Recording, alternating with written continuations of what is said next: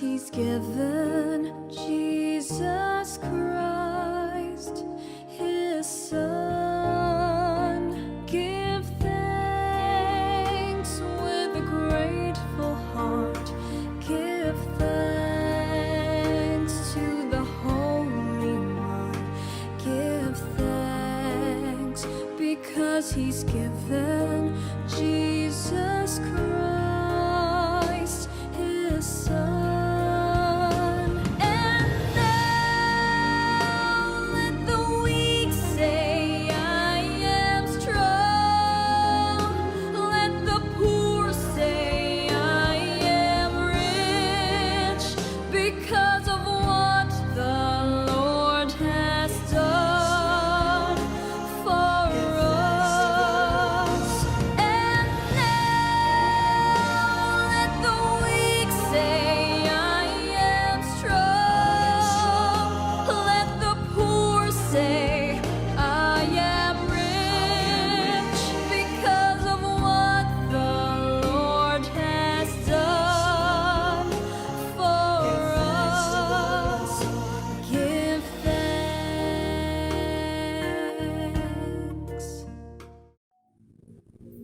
Shalom, saudara-saudaraku yang terkasih dalam Tuhan Yesus. Secara khusus, ibu-ibu anggota Pelkat Persekutuan Kaum Perempuan DPB Jemaat Karis Pulau Gebang, Jakarta yang sangat diberkati Tuhan Yesus. Salam sejahtera bagi kita semua. Puji Tuhan, kita masih bisa beribadah walau secara online di masa pandemi COVID-19 ini. Kita percaya ibadah kita berkenan di hati Tuhan karena kita beribadah menyembah Dia dalam roh dan kebenaran. Untuk itu, ibu-ibu kasih Tuhan, saya mengundang berdiri. Kita bersama-sama mengangkat pujian untuk kemuliaan Tuhan dari Kidung Jemaat 7, bait yang pertama. Ya Tuhan, kami puji nama-Mu besar. Ya Tuhan, kami puji nama-Mu besar. Ya Bapa, makhluk-Mu memuji bergema. Langit buana laut bersyukur semua. Malaikat segenap memuji di Kau jua. Kemuliaan-Mu tetap senantiasa. Kudus, kudus, kuduslah Tuhan Maha Kuasa. Mari berdoa.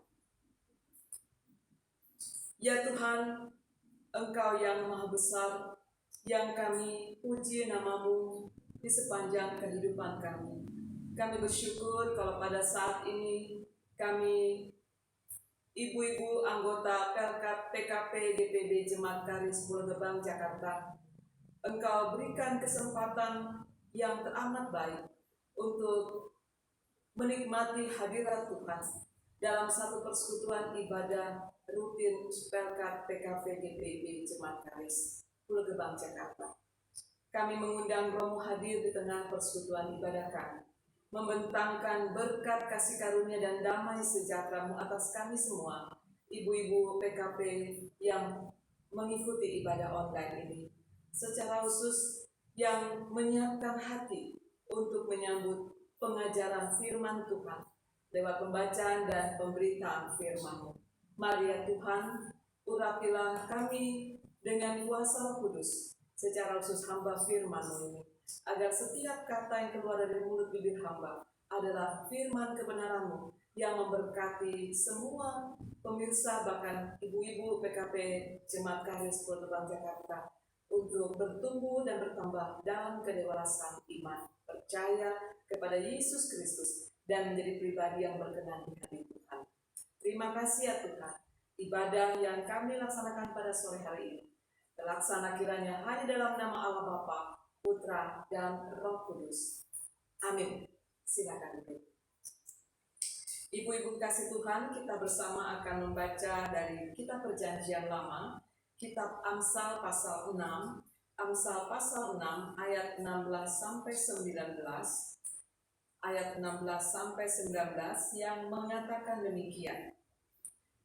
6 perkara ini yang dibenci Tuhan, bahkan 7 perkara yang menjadi kekejian bagi hatinya: mata sombong, lidah dusta, tangan yang menumpahkan darah orang yang tidak bersalah, hati yang membuat rencana-rencana yang jahat, kaki yang segera lari menuju kejahatan, seorang saksi dusta yang menyembur-nyemburkan kebohongan, dan yang menimbulkan pertengkaran saudara. Demikian jauh pembacaan Alkitab kita. Berbahagialah setiap kita yang tidak hanya tekun membaca Alkitab, tapi juga memahami, menghayati, bahkan mentaati firman Tuhan di setiap langkah hidup beriman kita. Terpujilah Kristus. Haleluya. Haleluya. Haleluya. Haleluya.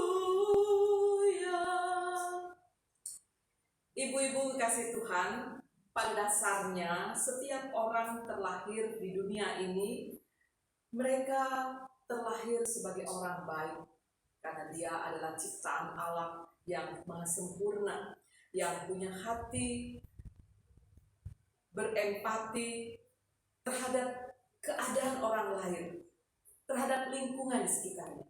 Tidak ada seorang pun yang dilahirkan sebagai seorang penjahat. Tapi saudara-saudara, tanpa disadari, lingkungan membentuk karakter seseorang berubah menjadi pribadi yang keras, pribadi yang jahat, yang buas mengganas. Apalagi berbagai tuntutan kehidupan mendesak, membentuk, menjadikan seseorang kurang peka terhadap keadaan orang lain. Tekanan-tekanan persoalan yang begitu rupa membuat seseorang sangat sensitif, sangat mudah emosi, mendapat tekanan depresi yang luar biasa, tidak sabaran, cepat sekali tersulut api amarah. Bahkan saudara-saudara, dalam meraih pencapaian, banyak orang menjadi individu yang nomenas, yang tidak punya pengertian, yang mau menang sendiri, tidak peduli pada keadaan orang lain. Dia ingin menjadi pusat dari segala-galanya. Itu adalah egosentris. Padahal saudara-saudara, semestinya dalam perjuangan seseorang meraih pencapaian, terlebih dahulu dia memenuhi bejana rohaninya dengan ajaran-ajaran hikmat yang menjadikan hidupnya melangkah di jalan Tuhan. Hikmat Allah yang menjadi panglima hati, menuntun langkahnya untuk mengikuti jalan hidup yang diberkati. Karena bukan rahasia lagi saudara-saudara, kalau sebagai orang percaya kita harus sadar bahwa kita masih berpijak di tengah dunia yang cemar, dunia dipenuhi dengan aroma kebencian, kedengkian, iri hati, tipu muslihat, dusta, kejahatan, yang menjadikan dunia ini seperti hutan belantara yang penuh dengan kesesatan. Sangat sulit kita untuk mencari jalan keluar dari kesesatan itu.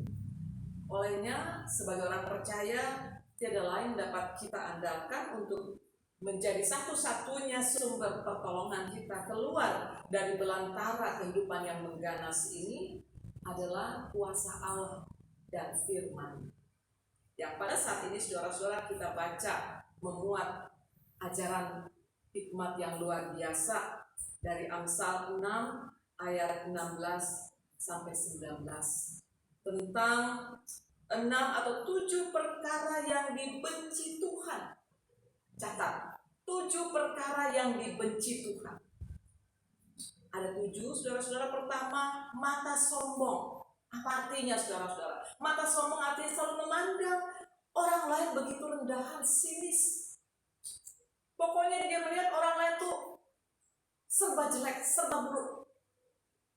Dirinya yang paling baik, paling benar, paling hebat, paling punya pengaruh, paling punya kekuatan, pokoknya paling dah. Itu orang yang punya mata sombong, dia cenderung memandang sinis orang lain. Padahal firman Tuhan dalam Yesaya pasal 2 ayat 11 katakan, manusia yang sombong akan direndahkan. Catat, ibu-ibu, manusia yang sombong akan direndahkan dan orang yang angkuh akan ditundukkan. Yesaya 2 ayat 11. Catat. Kedua, lidah dusta. Saudara-saudara, lidah ini anggota tubuh yang boleh dikata kecil, juga tidak terlihat. Ya, nggak mungkin kan kita setiap saat melet orang ya, mengeluarkan lidah terus. Kita biasa menyimpan lidah dalam mulut. Tapi saudara tahukah, lidah yang kecil ini, yang tidak kelihatan tersimpan rapi, tapi dia sangat besar, sangat kelihatan potensinya mempengaruhi seluruh tatanan hidup manusia. Karena dengan lidah kita bisa menyatakan kebenaran, tapi juga sekaligus menyatakan kepalsuan, dusta. Dengan lidah yang sama kita memuji Tuhan, tapi dengan lidah yang sama kita mengutuk ciptaan Tuhan sesama kita. Itu lidah yang dusta. Yohanes 8 ayat 4 katakan bahwa iblis adalah bapa pendusta. Yohanes 8 ayat 4 katakan iblis adalah bapa pendusta, dan setiap orang yang menggunakan lidahnya untuk berdusta berarti dia mengaku bahwa bapaknya adalah iblis. Dia menjadikan iblis sebagai bapaknya dan dia adalah anaknya. Jadi hati-hati kalau kita sering berkata dusta, kita kemungkinan adalah anak-anak iblis. Yang ketiga, saudara-saudara, tangan yang menumpahkan darah orang yang tidak bersalah. Intinya, saudara-saudara, seorang pembunuh itu sangat dibenci Tuhan. Kenapa, saudara-saudara? Karena seorang pembunuh itu merampas apa yang menjadi hak kedaulatan Tuhan atas hidup dan mati manusia ciptaan. Keluaran 23 ayat 7 dengan tegas katakan bahwa Allah tidak izinkan kita membunuh orang yang tidak bersalah. Orang yang tidak bersalah, tapi juga bahkan orang yang bersalah tidak berhak kita bunuh. Keluaran 20 ayat 13 ayat 13 Allah katakan jangan membunuh. Jadi tidak ada pengecualian apa dia bersalah atau tidak, jangan membunuh. Yesus mati di kayu salib supaya kita beroleh kehidupan. Artinya betapa berharganya nyawa kita di mata Allah sampai-sampai dia mengorbankan putra tunggalnya supaya kita beroleh kehidupan. Lalu mengapa kita harus merampas nyawa, menghabisi nyawa orang lain? Tentu itu tidak diperkenankan Tuhan. Itu hal tiga. Yang keempat, saudara-saudara, hati yang membuat rencana-rencana jahat. Hati yang punya banyak pertimbangan, pemikiran-pemikiran yang mengandung kejahatan. Padahal saudara-saudara, Allah hadirkan hati itu supaya menjadi tempat bersemayamnya sang nurani. Nurani itu artinya cahaya hati. Nurani itu adalah benih kebaikan yang terefleksi dari tindakan atau dalam sebuah tindakan kasih, kesabaran, kepedulian, kejujuran, ketulusan, dan itu adalah buah pekerjaan Roh Allah. Namun saudara-saudara, jangan dikata atau jangan disangka semuanya beres. Artinya bahwa dengan memiliki nurani, manusia akan menjadi orang yang begitu suci. Benar saudara-saudara, tapi masalahnya nurani itu hanya mendapat ruang yang begitu kecil. Karena dia hanya ada di hati kecil. Sementara hati besar itu banyak kali kosong, melompong, dan itu menjadi celah yang diintai oleh roh jahat untuk menabur pengaruh kejahatan, pengaruh dosa, amarah, kebencian, tipu muslihat, iri dengki dan sebagainya. Karena itu kita perlu waspada. Amsal 4 ayat 23 katakan apa? Jagalah hatimu dari segala kewaspadaan. Artinya apa? Hati-hati dengan keadaan hati kita, karena dari situlah terpancar kehidupan. Kalau hati kita mengandung segala kejahatan, maka di sana ada kehidupan yang penuh dengan penderitaan. Tapi kalau hati kita penuh dengan kebaikan Tuhan, maka di sanalah ada kehidupan yang syarat dengan kedamaian, sukacita surgawi, kebahagiaan yang daripada Tuhan, yang tidak bisa dibeli dengan apapun dan dunia ini. Itu hal keempat. Yang kelima, saudara-saudara, kaki yang segera lari menuju kejahatan. Kemana sih arah langkah kaki kita di dunia ini? Apakah kita melangkah menuju kebenaran, menuju damai sejahtera? Lukas 1 ayat 79. Langkah orang benar itu adalah melangkah menuju damai sejahtera, menuju kebenaran Allah. Ataukah kita melangkah menuju kejahatan? Amsal 1 ayat 16, yang membuat hidup kita tambah parah, penuh dengan sengsara, jauh dari damai sejahtera.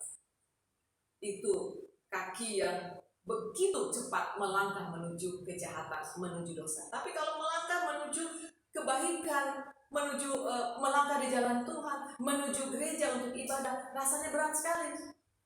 Alasannya banyak, yang capek lah, yang sibuk lah, yang begini begitu. Wah, akhirnya datang pandemi, kita harus dirumahkan, tidak bisa kemana-mana, sampai mau pergi ibadah di gereja pun tidak boleh lagi. Baru kemudian semua berteriak, aku pengen ke gereja, aku pengen mencari Tuhan. Kalau sudah begini baru kaki membawa diri untuk mencari Tuhan. Waktu masa-masa tenang dan senang, kita atau banyak orang melangkah menuju kesukaan hatinya. Itu kaki yang begitu cepat berlari menuju pada hal-hal yang sia-sia. Yang keenam, saudara-saudara, saksi dusta. Dikatakan pada ayat 19, seorang saksi dusta yang menyembur-nyemburkan kebohongan. Ya, saksi dusta pasti dia berbicara tentang kebohongan. Padahal firman Tuhan katakan jangan bersaksi dusta tentang apapun. Dan yang terakhir, ketujuh, selalu menimbulkan pertengkaran saudara, selalu menjadi provokator, selalu menjadi penghasut. Ke A dia bilang begini, ke B dia bilang begitu. Kemudian diadu domba lah. Relasi orang menjadi rusak karena omongan yang luar biasa, seperti bisa ular yang meracuni hati pikiran setiap orang. Waspada saudara-saudara dengan karakter-karakter orang-orang seperti ini. Firman Allah mengajak dan mengajar kita untuk selalu melihat 6 atau 7 perkara yang dibenci Tuhan ini, supaya apa? Bukan hanya kita tahu, tapi kita juga menjauh dari perkara-perkara yang dibenci Tuhan, supaya apa? Hidup kita semakin berkelimpahan berkat. Tapi kalau kita memang mau menjadi pribadi yang hidup dalam kesia-siaan, maka cintailah apa yang dibenci Tuhan ini. Tapi siap, hukum tabur tuai akan mengikuti setiap keputusan kita. Karena itu ibu-ibu kasih Tuhan, selagi hari masih siang, selagi nafas masih dikandung badan, mari kita membenci apa yang dibenci Tuhan dan mencintai apa yang dicintai Tuhan. Kita menjauhi apa yang dilarang Tuhan dan melaksanakan apa yang diperintahkan Tuhan. Jangan dibalik. Jangan kita melakukan apa yang dilarang Tuhan. Tuhan katakan jangan bersaksi dusta. Kita coba-coba menjadi pendusta. Tapi Tuhan katakan ingat dan kuduskanlah hari Sabat, perintah. Tapi kita tidak pernah peduli dengan perintah ini karena kita sibuk dengan kenikmatan. Jadi laksanakanlah apa yang menjadi perintah Allah dan jauhilah apa yang menjadi kebencian Allah. Itu akan membawa berkat dalam kehidupan kita. Tuhan memberkati. Amin. Mari ibu-ibu kasih Tuhan, kita mengambilkan firman Tuhan sambil meresponi dengan memberi persembahan syukur dengan memuji Tuhan dari Kidung Jemaat 429 bait yang pertama, masih banyak orang berjalan. Masih banyak orang berjalan dalam puasa yang gelap. Tuhan tolong kami sadarkan tiap orang yang sesat. Oh, berilah keselamatan pada orang yang kau tebus, agar mereka mendapatkan perjanjianmu yang kudus. Mari kita berdoa. Terima kasih ya Allah Bapa dalam Yesus Kristus, karena firman-Mu memberi pengajaran yang mengingatkan dan menguatkan hati kami untuk mencintai apa yang Tuhan kehendaki dan menjauhi apa yang Tuhan benci, yang dianggap keji di mata Tuhan, supaya hidup kami, hidup para kaum perempuan PKP GPB Jemaat Karis Pulau Gebang Jakarta berkelimpahan berkat-berkat Tuhan, sehingga Tuhan apapun yang kami upayakan, setiap keluarga lepas keluarga, kami akan menuai kebahagiaan dalam hidup keluarga rumah tangga kami. Karena Dia Tuhan Allah, tolong berkati semua ibu-ibu PKP Jemaat Karis yang beribadah pada sore hari ini. Apapun pergumulan mereka, kami percaya Tuhan membuat mereka kuat di dalam kuasa Allah. Dan persembahan syukur yang sudah mereka berikan Tuhan, biarlah itu menjadi